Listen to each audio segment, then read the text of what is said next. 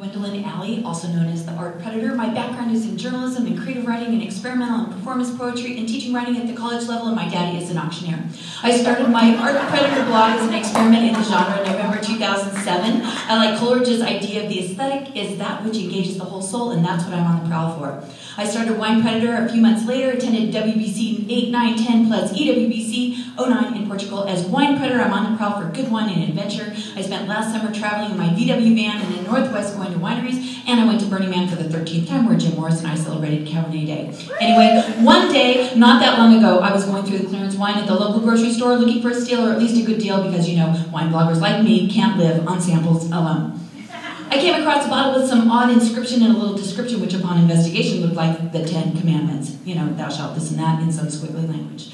Since I don't come across that particular varietal often, although I wouldn't put it past Randall Graham to try it if he could find it being grown biodynamically or heading in that direction. Anyway, I decided I'd take it home and open it, even if it was probably just a bit in, because heck, if it was any good, I'd have to get more before it was gone, right? Well, I gotta say the cork was in poor condition, cracked, crumbly, or else I need a new way to open bottles. They really should have used a screw top.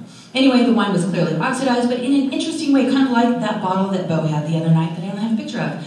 Anyway, there was a whiff of bread or maybe TCA. Really should have listened to Randall Graham, you know, used a different closer. Anyway, I tried to pour some into my P.S. I Love You class when out came a parchment scroll, like real parchment, like, you know, lambskin.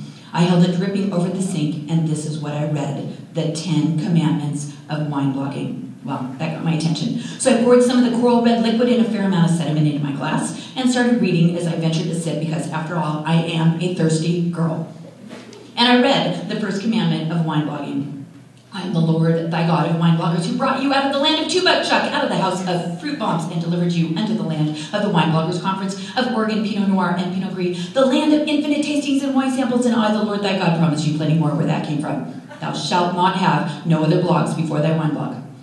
The second commandment of wine blogging read, thou shalt not make for thyself graven images out of 1,000 page views a month. You know, in the scheme of things, we're just wine bloggers. No matter how many samples we get or how high our stats are, it's really just what's on the glass, in the glass and on the page. And check out Joe Roberts' video of Tough Love for Wine Bloggers.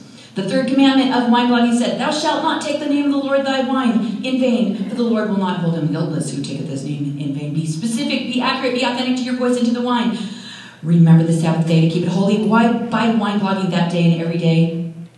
Anybody else remember Gary Vee's keynote for the first WBC keynote dinner that long ago? Warm all-nighter in Santa Rosa. Anybody?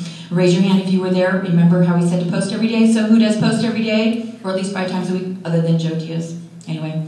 Okay, next, the 5th commandment of wine blogging. Honor thy father and thy mother, that thy days may be long, and the samples forthcoming by mentioning those with clout on Twitter, by commenting on their blogs, by linking to them in their blog posts, and by participating in the monthly Wine Blogging Wednesday started by Lynn Thompson those many years ago. Thou shalt not kill a good story. 6th commandment, tell your readers a good story, write about what you love, what you're passionate about, what you know about wine, go for the jugular, write about what scares you. And we'll come back for more. Illustrate your posts, and yes, you'll get samples and perks. 7th commandment of wine blogging said, thou shalt not steal thy neighbor's RSS feed or blog posts or Flickr images without linking back to her blog, of course, or getting permission. Oh, dear. Nope. Thou shalt not commit adultery of proper English. Because friends don't let friends blog drinking, right? Okay, it makes you suspect, and you know that friends don't blog drunk. Okay, if you want to know how to use a semicolon, check out Christopher Watkins' writing on the Ridge blog, because he's in love with them, and dashes too. So in the meantime, remember, a complete sentence gets a period. 2 complete sentences stuck together, they form a run-on. That's an example of a run-on. So anyway, I'm going to go on to the next slide, because it's over there. Okay, on to the 9th commandment, thou shalt not bear false witness, but use creative nonfiction to tell a good story. Creative nonfiction devices are the toys of good writing. They add spice. And in case you haven't figured out, this presentation uses creative nonfiction. The 10th, this didn't really happen.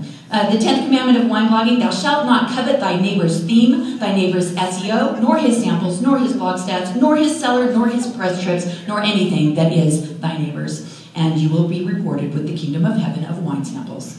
All right, so what was this Ignite Wine called Wine, Sex, and the Semicolon? Because I loved telling people I was doing an Ignite Wine on wine, sex, and the semicolon. But next year, really and truly, I'll come back and I'll talk about wine and sex. And that book, The Everyday Writer, get something like that and check your grammar. Thanks. I'm Gwendolyn Alley.